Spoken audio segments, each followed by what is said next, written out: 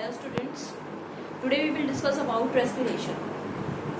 In the last video, we have discussed about what is digestion, and in this video we will discuss about respiration. And we will discuss here respiration in human beings, in aquatic organism as well as in animals and plants. Okay, so what is respiration?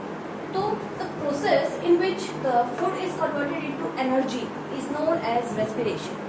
मतलब बच्चों देखो क्या है कि ये एक ऐसी process है जिसके अंदर क्या कि जो हमने फूड खाया था, जो हमने डाइजेशन के दौरान जो फूड हमने खाया था, तो वो किस फॉर्म में गया था हमारी बॉडी के अंदर? ग्लूकोज की फॉर्म में गया था। अब वो जो ग्लूकोज है वो जो है बेटा वो क्या होता है यहाँ पे कन्वर्ट होता है किस में? एनर्जी में। और किसके हेल्प से होता है? ऑक्सीजन की हेल्प से। मतलब क्या कि जो एटमॉस्फेयर के अंदर जो ऑक्सीजन प्रेजेंट है वो क्या करेगी, जो हमने खाना खाया था तो ब्लड के थ्रू जितने भी ग्लूकोज हमारी बॉडी के अंदर ट्रांसफर हो रहे थे तो वहां पे ऑक्सीजन उसके साथ रिएक्ट करके और उस ग्लूकोज को तोड़ देगी। ठीक है, तो ये जो प्रोसेस है जिसके अंदर क्या हो रहा है कि जो फूड के मॉलिक्यूल्स है वो कन्वर्ट हो रहे हैं एनर्जी के अंदर। क्या रिलीज हो रही है? ग्लूकोज जब टूट जाता है तो वहां से एनर्जी रिलीज होती है। तो वो जो एनर्जी रिलीज हो रही है उसको हम क्या बोलते हैं? रेस्पिरेशन। क्या बोलते हैं बेटा? Respiration process. तो रेस्पिरेशन और जो ब्रीदिंग है वो दोनों अलग अलग प्रोसेसेस है। जो ब्रीदिंग है वो एक रेस्पिरेशन का पार्ट है। नॉर्मली बच्चे क्या कहते हैं कि जो रेस्पिरेशन होती है वो क्या होता है कि एक्सचेंज ऑफ गैसेस, मतलब गैसेस को इनहेल करना और एक्सहेल करना एक रेस्पिरेशन बोल देते हैं। लेकिन क्या बेटा कि यहाँ पे जो रेस्पिरेशन है, रेस्पिरेशन क्या होता है कि फूड के जो मॉलिक्यूल्स थे जो इन द फॉर्म ऑफ ग्लूकोज, जो ग्लूकोज के फॉर्म में प्रेजेंट थे वो टूटते हैं और टूटने के बाद वहां से क्या रिलीज होती है? एनर्जी रिलीज होती है। तो उस होल प्रोसेस को रेस्पिरेशन बोलते हैं। और जो प्रोसेस जिसके अंदर क्या है गैसेस का एक्सचेंज हो रहा है, मतलब in which we say that inhaling and exhaling of gases takes place, then that process is known as breathing, not respiration. So respiration is a process in which the food is converted into energy is known as respiration. तो इस process के दौरान क्या बताया कि जो complex organic compound थे किसके फॉर्म में थे? वो ग्लूकोज के फॉर्म में, वो कन्वर्ट हो रहे हैं किसमें? एनर्जी में। और जो एनर्जी फॉर्म हो रही है वो किस फॉर्म में हो रही है बेटा? एटीपी के फॉर्म में। एटीपी क्या होता है? एटीपी जो है वो adenosine triphosphate, adenosine triphosphate, ATP, adenosine triphosphate, जो कि एक एनर्जी का पैकेट होता है।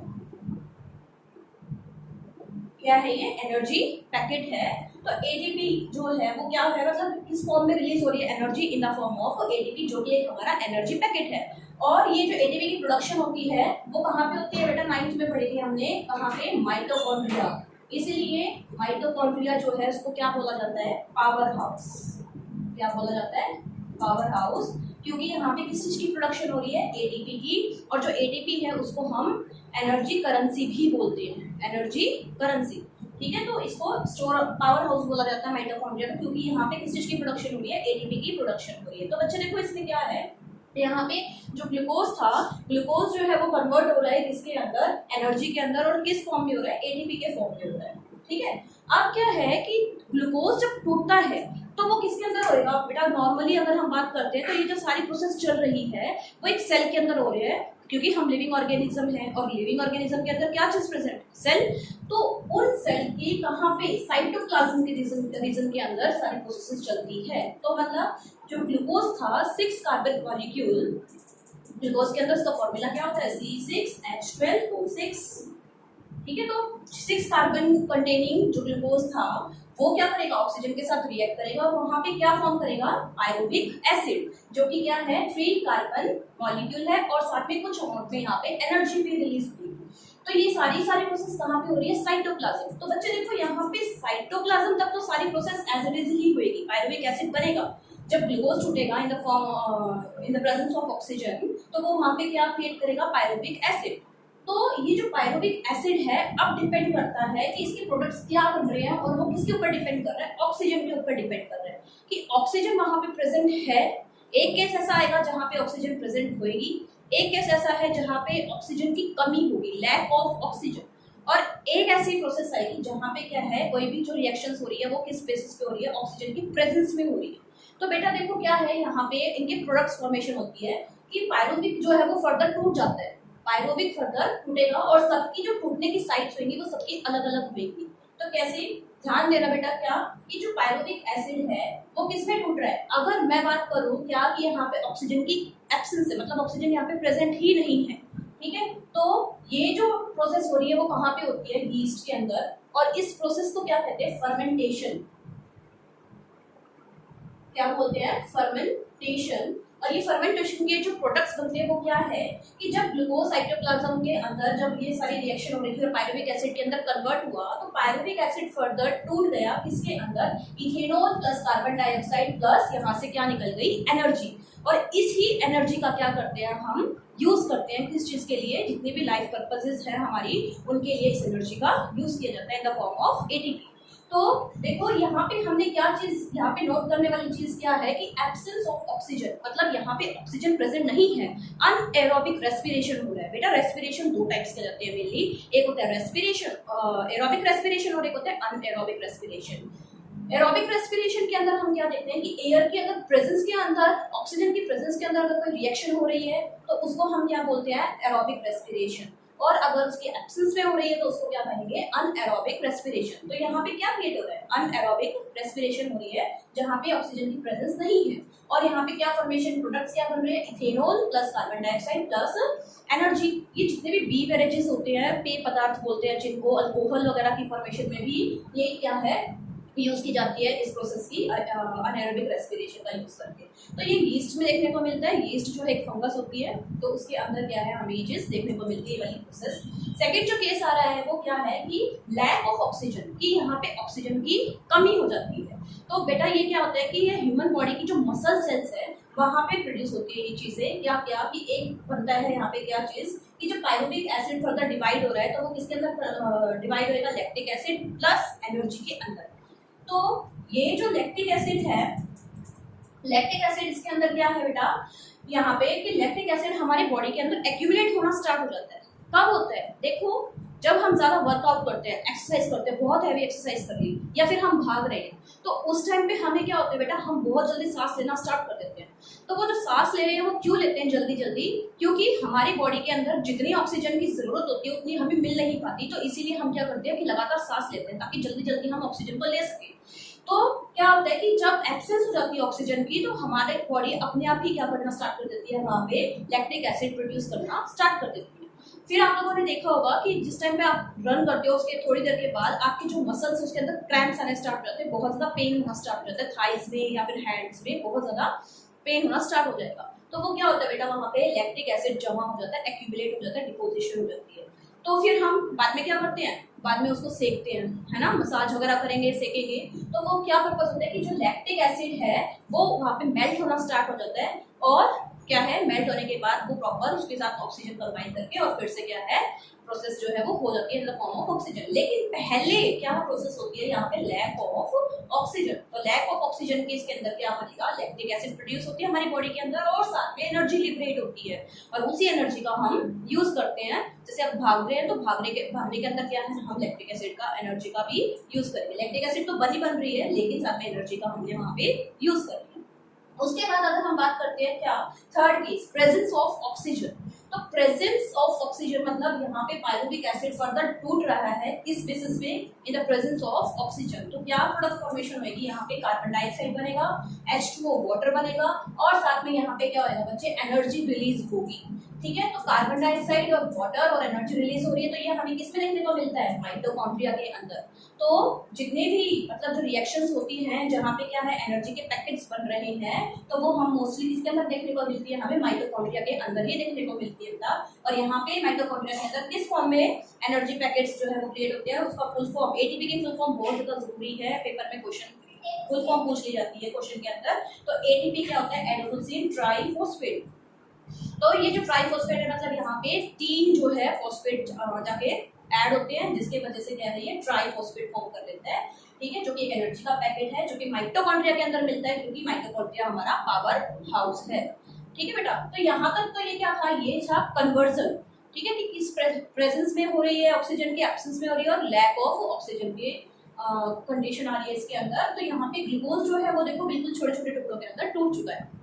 इसके बाद क्या है बेटा, अगर हम बात करते हैं प्लांट्स की, तो प्लांट्स के अंदर क्या होता है, प्लांट्स के अंदर मैंने आप लोगों को पहले ही बताया था कि स्टोमेटास का मैंने जब आप लोगों को टॉपिक पढ़ाया था तो स्टोमेटा के अंदर उसके फंक्शंस बताए थे कि वो किसमें हेल्प करते हैं, दे हेल्प इन स्टोमेटास, मतलब स्टोमेटास की बात चल रही है यहाँ पे। स्टोमेटा जो है हेल्प इन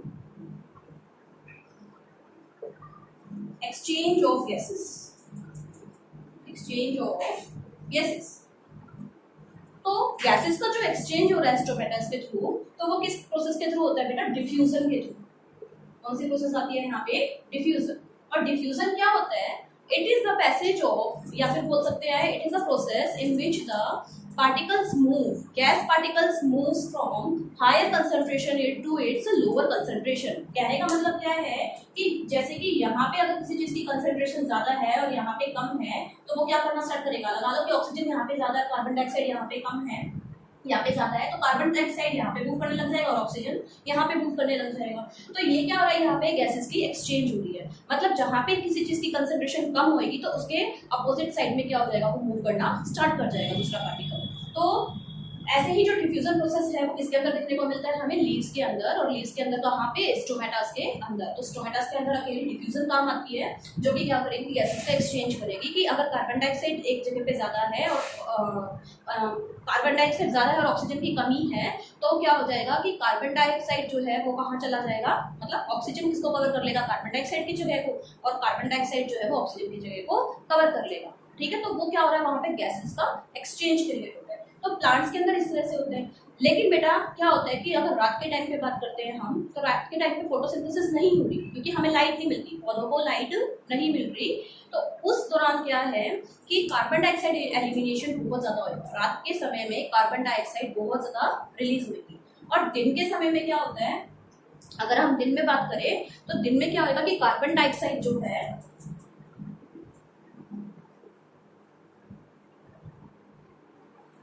देखो, नाइट के टाइम पे फोटोसिंथेसिस नहीं होती, नो फोटोसिंथेसिस टेक्स प्लेस।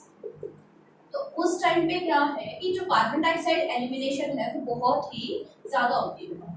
ठीक है, लेकिन अगर हम बात करते हैं दिन के टाइम, तो ड्यूरिंग डे फोटोसिंथेसिस होती है।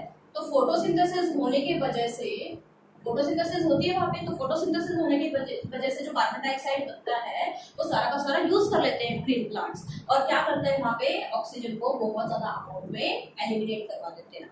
ठीक है, तो इस तरह से प्लांट्स के अंदर गैसेस का डिफ्यूजन होता है, एक्सचेंज होता है। ठीक है, उसके बाद अगर हम बात करते हैं किस चीज की, एक्वेटिक ऑर्गेनिजम्स की।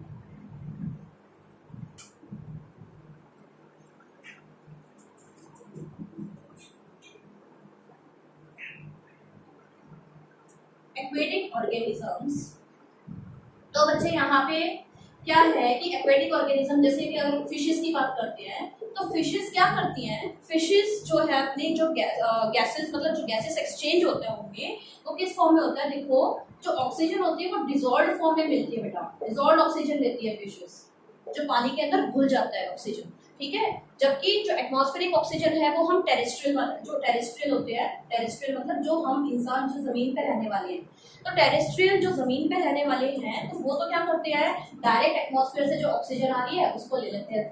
ठीक है, और गैसेस का एक्सचेंज करते हैं। लेकिन जो फिशेस होती है वो डायरेक्ट एटमॉस्फेरिक ऑक्सीजन को नहीं ले सकती, तो फिर वो क्या करती है, वहां पे डिजॉल्व ऑक्सीजन को लेना स्टार्ट करती है। तो जो डिजॉल्व ऑक्सीजन को वो लेगी तो उस टाइम पे क्या होता है कि फिशेस के पास देखो स्पेशलाइज्ड, इनके पास क्या चीज प्रेजेंट होती है, यहाँ पे गिल्स प्रेजेंट होती है। माउथ से लेके, माउथ में से क्या लिया उसने, ऑक्सीजन जो है वो माउथ में एंटर कर गया फिश के, और वो वहां पे भेज देती है उनको गिल्स के पास भेज।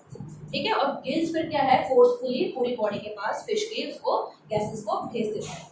ठीक है, तो और जो कार्बन डाइऑक्साइड उसके अंदर प्रेजेंट थी वो क्या होता है, वो बाहर निकल जाती है पानी के अंदर। तो इस तरह से क्या है, एक्वेटिक ऑर्गेनिजम्स जो है वो यहाँ पे रेस्पायर करते हैं, ब्रीथ करते हैं।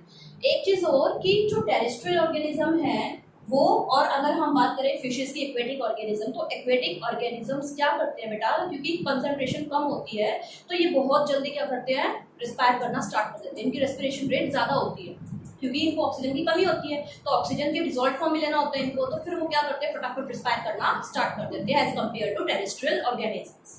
ठीक है, तो इस तरह से एक्वेटिक ऑर्गेनिजम्स के अंदर रेस्पिरेशन क्रिएट होती है।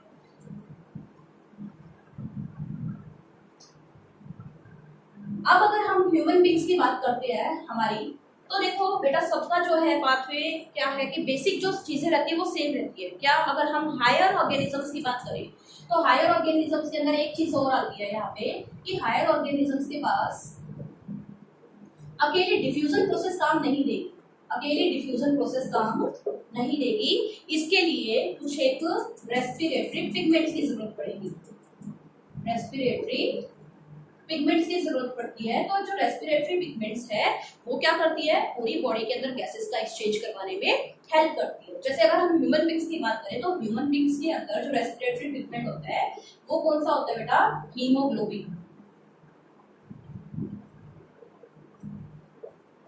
और ये हीमोग्लोबिन जो रेड कलर का पिगमेंट है जो कि हमारी आरबीसीज के पास प्रेजेंट होता है, तो ये क्या करता है, आरबीसीज मतलब रेड ब्लड कॉर्पस्कल्स, जिसको हम मतलब जहाँ से बोलते हैं कि जो ब्लड जो है वो हमारे सेल पर आते हैं, इरेथ्रोसाइट्स भी बोलते हैं। तो जो ये हीमोग्लोबिन है ये क्या करता है बेटा, ये ऑक्सीजन के साथ बाइंड करने बहुत जल्दी बाइंड कर जाता है, मतलब इसके पास इतनी टेंडेंसी होती है बहुत जल्दी एफिनिटी से क्या करता है, जो रेस्पिरेटरी पिगमेंट हीमोग्लोबिन है वो ऑक्सीजन के साथ बाइंड करता है और पूरी बॉडी के अंदर उसको सर्कुलेट कर देता है। ठीक है, तो इसके बाद हम मैकेनिज्म पढ़ेंगे, मैकेनिज्म नेक्स्ट वीडियो के अंदर पढ़ेंगे। यहाँ तक जो है हमने यहाँ पे क्या पढ़ा, हमने यहाँ पे रेस्पिरेशन के बारे में पढ़ा और साथ में रेस्पिरेशन किस किस चीज के अंदर, हमने एक्वेटिक ऑर्गेनिजम्स के अंदर, टेरेस्ट्रियल ऑर्गेनिजम्स के अंदर और प्लांट्स के अंदर भी पढ़ा। अब जो नेक्स्ट वीडियो है उसके अंदर हम करेंगे कि मैकेनिज्म ह्यूमन बींग्स के अंदर रेस्पिरेटरी मैकेनिज्म किस तरह से होता है, किस तरह से वो फंक्शन करता है। Okay, thank you.